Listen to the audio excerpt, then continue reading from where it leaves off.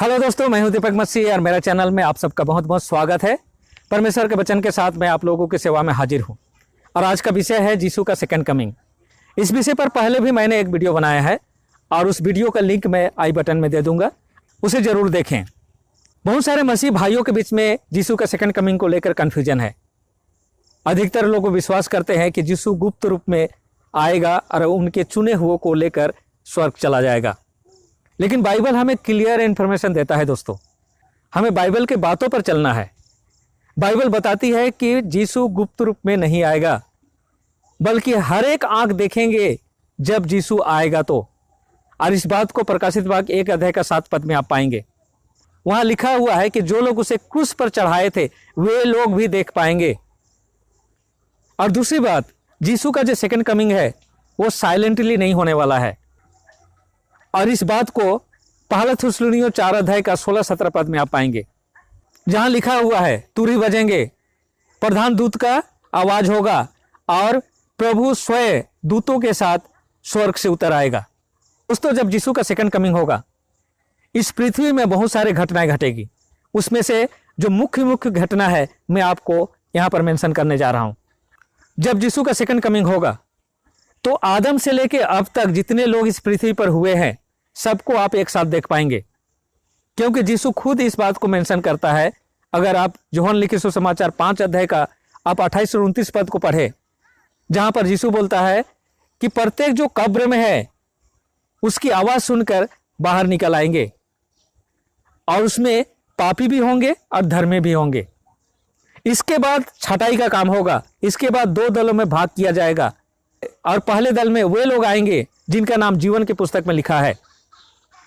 मत्ती लिखित सुसमाचार 24 अध्याय के 31 पद में लिखा हुआ है कि वह अपने दूतों को भेजेगा और उसके दूत चारों दिशाओं से उसके चुने हुए को संग्रह करेंगे और वे बादलों पर यीशु के साथ मुलाकात करेंगे और यीशु जिस जगह में उनको रखने के लिए स्थान प्रस्तुत किया है वहां पर जाके वो लोग विश्राम पाएंगे।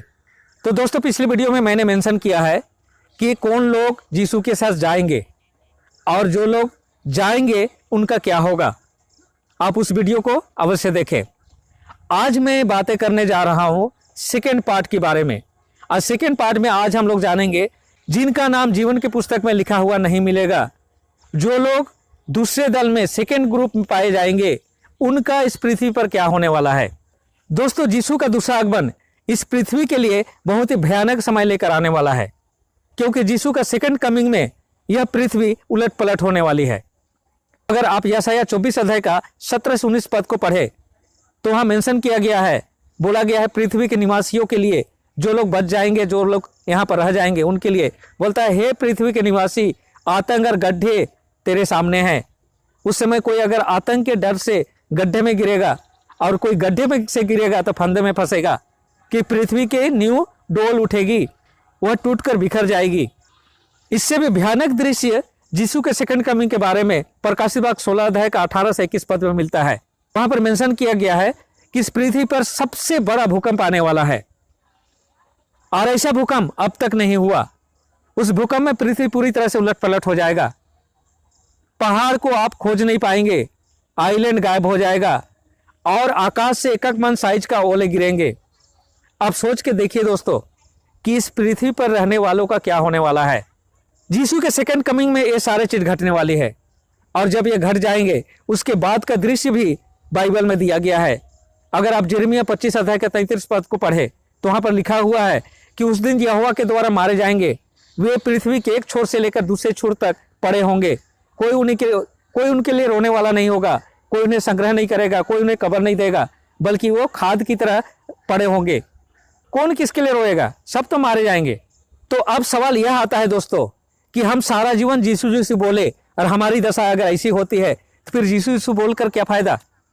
हमें सही ढंग से अपने को तैयार करने की जरूरत है और अगर हम सही ढंग से बाइबल को जानेंगे तभी हम अच्छी तरह से तैयारी कर सकते हैं, क्योंकि यीशु का सेकंड कमिंग 6ठा दिन होगा और इसके बारे में इंफॉर्मेशन बाइबल ही हमें देता है।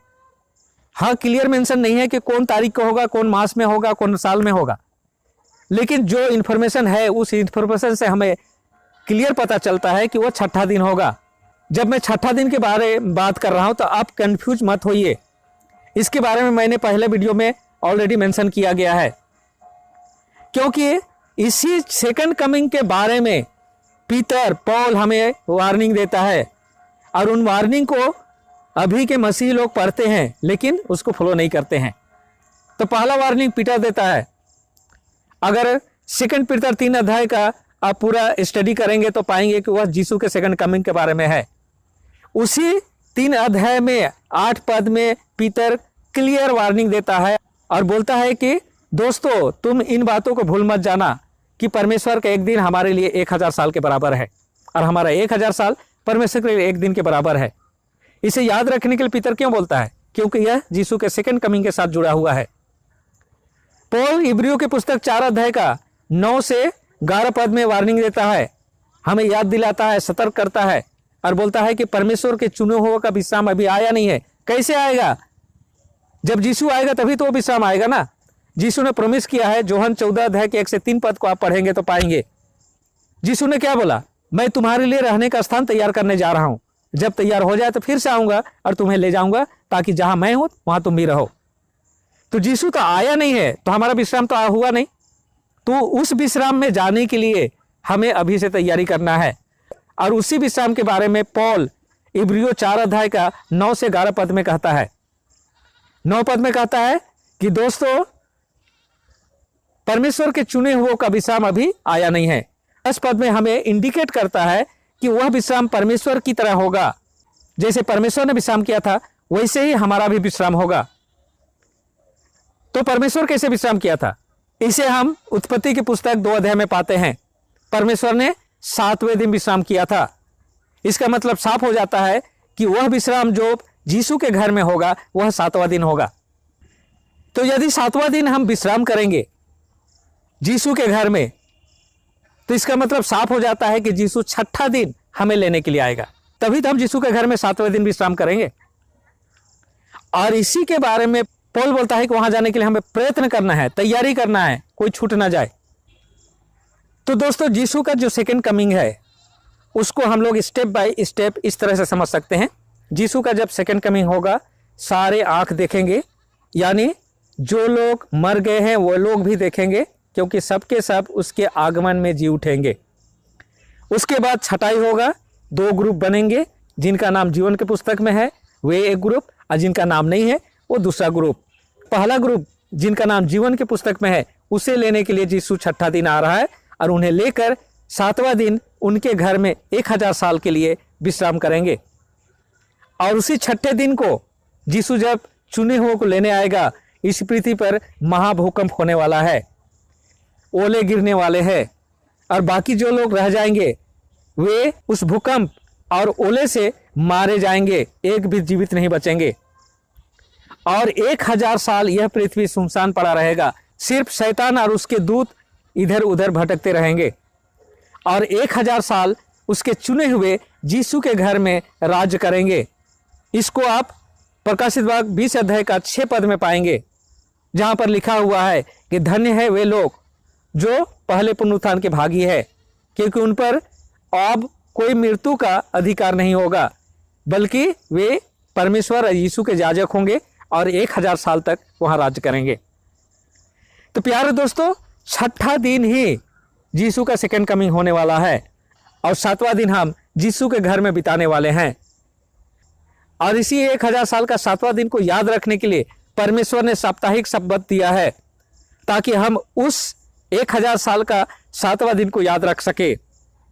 लेकिन अभी मैक्सिमम मसीह भाई इस 7वें दिन को इंपॉर्टेंट न दे के पहले दिन को गुरुत्व दे रहे हैं, क्योंकि उनके जीवन में यह पहला दिन कभी आने वाला ही नहीं है, क्योंकि इस पृथ्वी के लिए सिर्फ 6 दिन ठहराया गया है। इस 6 दिन के बाद यह पृथ्वी उलट पलट हो जाएगा, और यह पृथ्वी 6 दिन के बाद सुनसान पड़ा रहेगा। और पहला दिन उनके जीवन में आएगा जो लोग स्वर्ग में यीशु के साथ 1000 साल बिताएंगे, क्योंकि 1000 साल बिताने के बाद वे पृथ्वी में वापस आएंगे यीशु के साथ, परमेश्वर के साथ और उस होली सिटी के साथ। और उस समय इस पृथ्वी को प्यूरिफाई किया जाएगा आग से। तो जो लोग इस पृथ्वी पर थे वो लोगों का नामो निशान नहीं मिलेगा। और इस नए पृथ्वी में वही लोग राज करेंगे जो लोग 7वें दिन परमेश्वर के घर में बिताएंगे। तो प्यारे दोस्तों, ये साधारण बात नहीं है, हर एक विश्वासी को इसे जानना जरूरी है और अकॉर्डिंग टू बाइबल हमें तैयारी करना है। हम इसी पृथ्वी के लिए यीशु यीशु बोलेंगे तो क्या लाभ हुआ? हमें अनंत जीवन चाहिए और उसके लिए हमें तैयारी करना है कि हम यीशु के साथ 7वें दिन उसके घर में बिता सके। तो मैं आप लोगों का धन्यवाद करता हूं वीडियो को अंत तक देखने के लिए। इसी तरह का और भी वीडियो अगर आप देखना चाहते हैं तो मेरे इस चैनल को सब्सक्राइब करें और बेल आइकन को दबाने के बाद ऑल सेलेक्ट जरूर करें। मिलता हूं अगले वीडियो में, तब तक परमेश्वर की आशीषों का आनंद उठाएं। धन्यवाद।